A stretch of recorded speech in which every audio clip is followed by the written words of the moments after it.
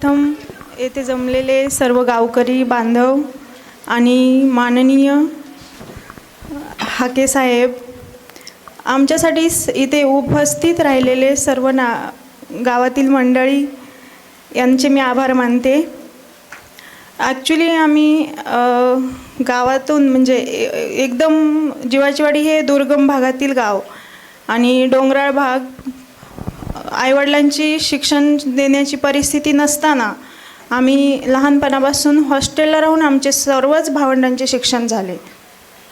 एकदम आम्ही पहिलीपासून, मी आणि माझ्या नंतरची बहीण, तर आम्ही पहिलीपासून हॉस्टेलला राहत होतो। आपल्याच बाजूचं टाकळी गाव, त्या टाकळीला आम्ही एक निवासी हॉस्टेल होतं, त्या हॉस्टेलमधून आमचं शिक्षण पूर्ण झालं। 7वी 8वीला मी गावातल्या शाळेत आले होते।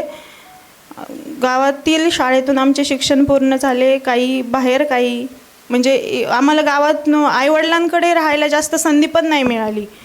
गावात शाळेची एवढी सोय नव्हती आम्ही लहान असताना, आता आहे 10वीपर्यंत। आणि सगळ्यात महत्त्वाचं म्हणजे गावातून मुलींना शिक्षणाचं वातावरण नव्हतं। आजही तेवढं कमीच आहे, पाहिजे तसं नाही आहे। शिक्षणाचं वातावरण खूप कमी होतं आणि त्या वातावरणातूनही आमच्या आईवडिलांनी ऊस तोडीचं काम करून आम्हाला शिकवलं। आणि आमच्या यशामध्ये आजी आजोबांचा खूप मोठं योगदान आहे। आमचे आईवडील कारखान्याला जायचे तर आजी आजोबांकडे आम्ही सर्व भावंडे असायचो।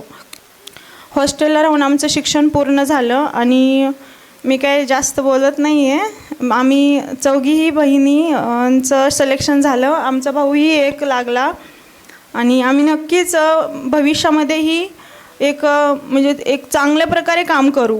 सामान्य जनता, सामान्य नागरिक, सामान्य लोकांसाठी एक चांगलं कार्य करू। कधीही नोकरी करत असताना, ड्युटी करत असताना कोणालाही बोलायला कधीही संधी नाही देणार, म्हणजे चुकीच्या गोष्टींसाठी। एवढं बोलून मी थांबते।